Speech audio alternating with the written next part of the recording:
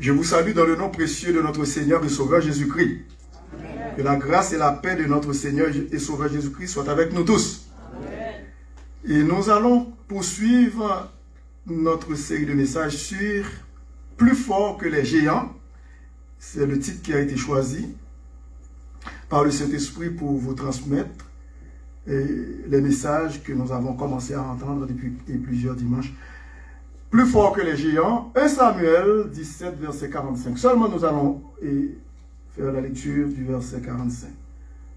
Ensemble, David dit aux Philistins, « Tu marches contre moi avec l'épée, la lance et le javelot. Et moi, je marche contre toi au nom de l'Éternel des armées, du Dieu de l'armée d'Israël, que tu as insulté. » Que l'Assemblée de Dieu dise. Amen. Amen. Merci beaucoup. Vous pouvez vous asseoir. Et nous remercions le Seigneur pour le privilège qu'il nous accorde et dimanche après dimanche d'être ici dans son Saint-Temple. Et merci pour le déplacement. Vous êtes très nombreux, nous sommes nombreux. Et nous aimerions que cela poursuive ainsi. Et plus fort que les géants, c'est David lui-même qui était un homme fort dans le Seigneur, qui a pu terrasser l'adversaire, qui a pu vériser et la force du grand géant et Goliath, et qui faisait parler de lui, qui paradait devant l'armée d'Israël, et pensant qu'il pouvait vaincre cette armée. Mais il a oublié que cette armée se tient devant l'Éternel. Donc, ici, dans 1 Samuel, chapitre 17,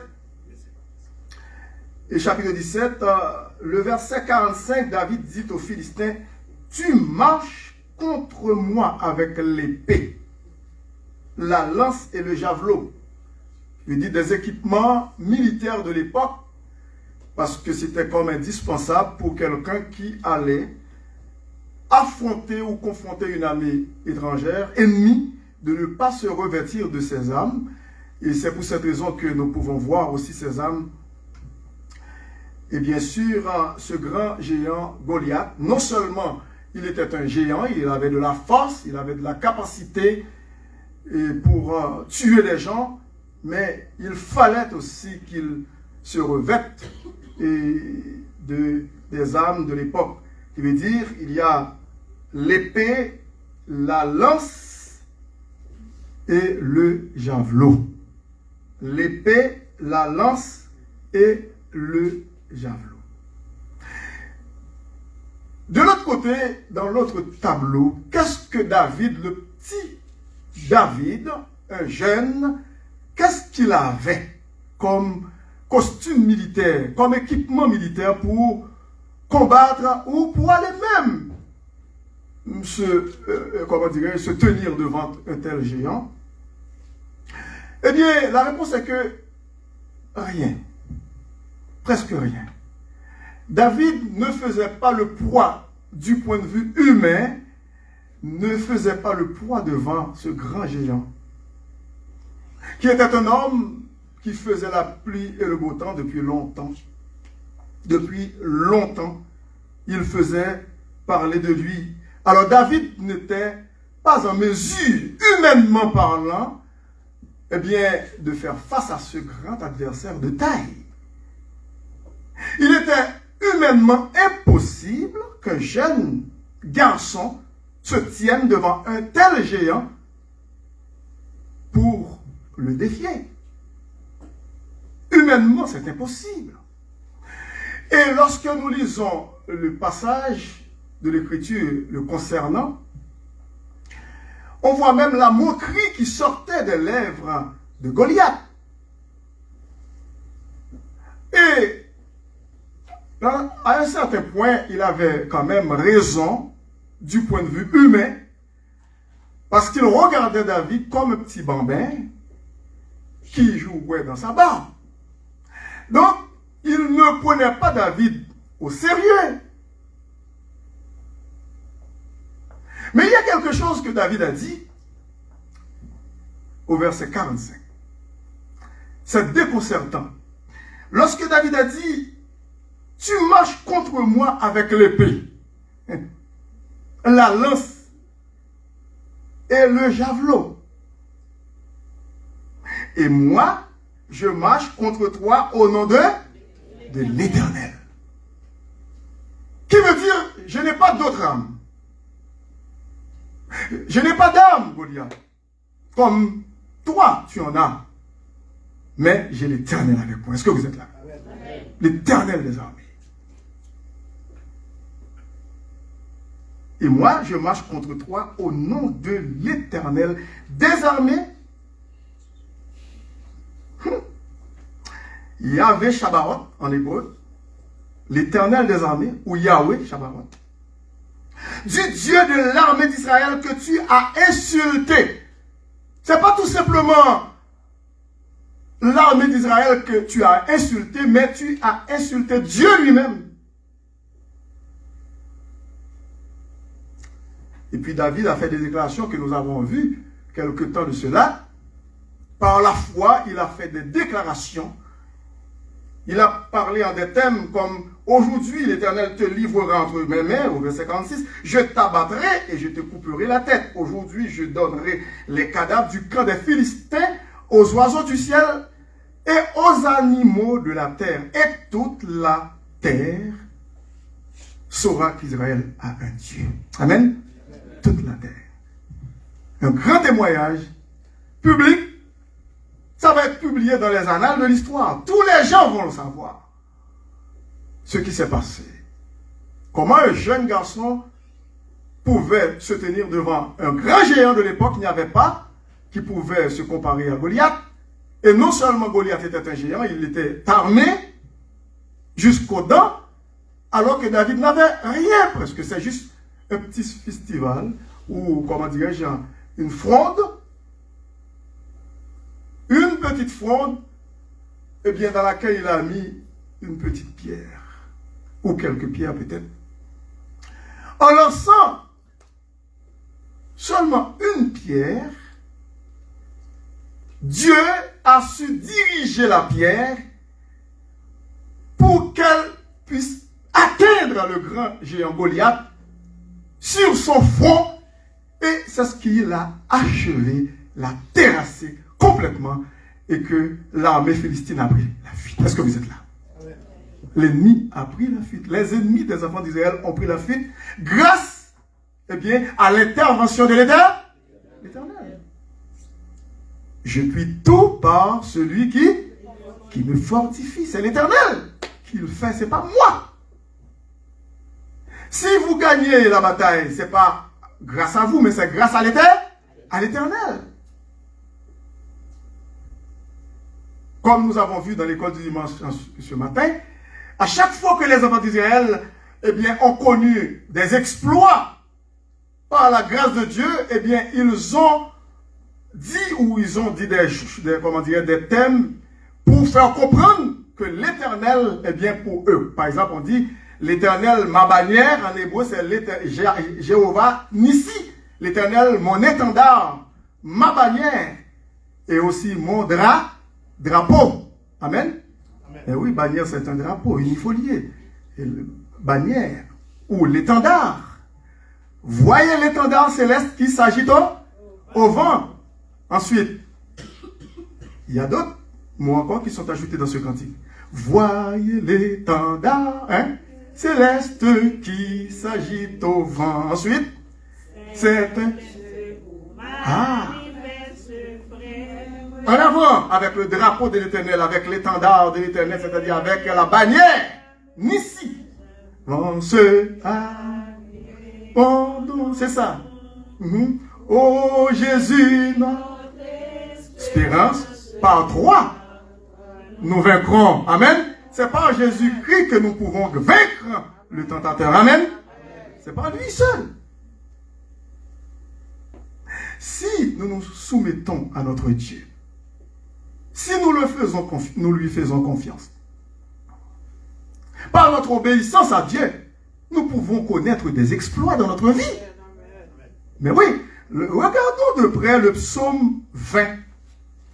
David, dans le psaume 20, Écoutez bien ce qu'il a dit.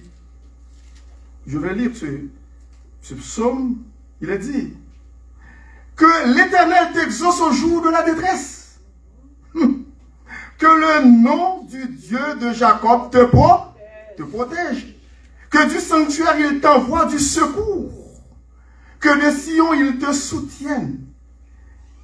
Et puis, pour ce que tu fais pour l'Éternel, qu'il se souvienne de toutes tes offrandes et qu'il agrée tes holocaustes, tes sacrifices. Qu'il te donne ce que ton cœur désire et qu'il accomplisse tous tes desseins. Écoutez bien, nous nous réjouirons de ton salut. Nous lèverons quoi? C'est quoi l'étendard déjà? Drapeau, hein? Bannière, c'est pas vrai? Mais oui, nous lèverons l'étendard au nom de notre Dieu. L'Éternel exaucera tous tes vœux. Écoutez, vous voyez que pendant la cérémonie pour marquer une année de guerre entre la Russie et l'Ukraine, vous voyez les drapeaux de l'Ukraine. Écoute, ce pays n'a pas encore gagné. Mais avec fierté, il espère le peuple ukrainien gagner. Pendant, de l'autre côté, eh bien, la Russie fait agiter quoi? Là-bas, la bannière, son drapeau, son étendard. Donc, nous avons une bannière aussi en tant que chrétiens, enfants de Dieu. Il dit, je sais déjà que l'Éternel sauve son oint. Il le sait déjà. Il exaucera les cieux de sa sainte demeure par le secours puissant de sa droite. Comme Goliath ici au verset 8, écoutez bien. Ceux-ci s'appuient sur quoi? Sur leurs chars. Leurs chars d'assaut, les chars Léopard 2, je ne sais pas combien là. Ceux-ci s'appuient sur leurs chars. Ceux-là sur leurs chevaux. Nous invoquons qui? Le nom de l'Éternel, notre Dieu. Eux, nos adversaires, ils plient et ils tombent. Nous tenons ferme et restons debout. Amen. Voilà la victoire du peuple de Dieu. Il y a un psaume que nous avons lu avec la servante du Seigneur, sœur Wilmit. C'est le psaume 29, aussi de David, qui est dit, nous n'allons pas lire tout le psaume, mais le verset comme il dit, fils de Dieu, rendez à l'Éternel gloire et il dit, rendez à l'Éternel gloire pour son nom, prosternez-vous devant l'Éternel avec des ornements sacrés. La voix de l'Éternel retentit sur les eaux. La voix le Dieu de gloire fait gronder quoi? Le tonnerre, l'Éternel est sur les grandeurs. La voix de l'Éternel est puissante. La voix de l'Éternel est majestueuse. La voix de l'Éternel brise les cèdres. La voix de l'Éternel fait bondir. Comprenez? Il les fait bondir comme des veaux. La voix de l'Éternel fait jaillir la flamme de feu. La voix de l'Éternel fait enfanter même les biches. Dans son palais, tout s'écrit quoi? Gloire. Écoutez bien, il y a quelque chose qui est réconfortant pour nous ici. Il est dit, le verset 10 et 11 dit, l'Éternel était sur son trône lors du déluge. Malgré les cataclysmes naturels, malgré les problèmes, malgré les situations difficiles, malgré les épreuves, les calamités, mais l'Éternel était sur son trône lors du déluge. Il est toujours sur son trône. Amen. Il gouverne, il commande, il dirige. Et puis le verset 11 dit, l'Éternel donne la force à qui? À son peuple. Est-ce que vous réalisez que vous avez de la force de Dieu en vous? Amen. Vous ne sentez pas que la gloire de Dieu qui coule dans vos veines? Amen. Moi, je sens la gloire de Dieu dans mes veines. L'Éternel donne la force à son peuple. L'Éternel bénit son peuple et le rend heureux. C'est pas pour cette raison que David dit, aujourd'hui je vais te couper la tête. Parce qu'il sait pertinemment qu'il a la force de Dieu en lui. Est-ce que vous êtes là avec moi? Veux-tu briser du péché? Le pouvoir, la force est en qui? En Christ. Écoutez, n'ayez pas peur, parce que nous avons Dieu à notre côté. Il est en nous. Quand l'ennemi veut déferler sur nous comme un torrent, eh bien l'Esprit de l'Éternel le met en fuite. Il prend la fuite devant nous. Parce que Dieu est avec nous. Si Dieu est pour nous, qui sera contre nous? Romains 8, quoi? Ah, Romains 8, 31. Si Dieu est pour nous, qui sera contre nous? Personne. L'ennemi ne peut pas se tenir devant nous, tout comme le grand géant Goliath ne pouvait pas se tenir devant le petit David, parce que David avait l'Esprit de Dieu en lui. Oh, où êtes-vous? Il faut réaliser cela. Nous sommes les enfants de Dieu. Comme je vous ai dit dimanche dernier, arrêtez de prononcer des paroles négatives sur vous. Arrêtez de prononcer des paroles négatives sur vos enfants, sur votre famille, sur l'église. Parce que vous êtes une race bénie. C'est ça. C'est ce que la parole de Dieu me charge de vous dire aujourd'hui. Et écoutez, le premier signe de la peur, le premier signe de la première fois dans la Bible, on a trouvé la peur. Vous savez où? C'est dans Genèse 3. Lorsque l'homme a péché, lorsque Adam et Ève a péché contre Dieu, au lieu de confesser leur péché, de venir à Dieu, eh bien, ils préféraient de fuir la face de Dieu dans la honte. Parce qu'ils réalisaient, écoute, il n'y avait plus d'espoir. C'est Dieu qui les cherchait. Lorsque nous regardons dans Genèse chapitre 3, verset 10, écoutez, Adam et Ève ont répondu à l'Éternel qui leur a posé une question dans Genèse chapitre 3, verset... Et regardons le verset 10, il est dit... il répondit, alors, j'ai entendu ta voix, c'est l'homme, le mari qui est responsable, de toute façon. C'est lui qui parle, malgré Ève, sa femme qui s'est laissée séduire, mais finalement, elle a séduit son mari. Et donc, le verset 9 dit, mais l'Éternel Dieu appela l'homme et lui dit, où es-tu? Où es-tu? C'est pas que Dieu ne savait pas où es-tu. C'est-à-dire, où es-tu dans cet état-là où tu te trouves maintenant avec ta femme? Il répondit, j'ai entendu ta voix dans le jardin et j'ai eu peur. Pourquoi avoir peur de Dieu alors que vous étiez l'ami de Dieu et les amis de Dieu, dans l'intimité avec Dieu? À cause du péché, bien, vous avez peur de Dieu. Dieu ne nous a pas appelés pour avoir peur de lui. Lorsque nous connaissons des moments difficiles, lorsque nous connaissons des faiblesses dans notre vie, lorsque nous avons péché contre Dieu, qu'est-ce qu'il nous recommande de faire? C'est de nous approcher vers lui. Et pour confesser nos péchés. 1 Jean 1,9, si nous confessons nos péchés, il est fidèle et juste pour nous les pardonner et pour nous purifier de toute iniquité. Il est toujours notre ami. Un ami fidèle et tendre, qui ne fera jamais défection. Donc, Adam et Ève ont peur de Dieu.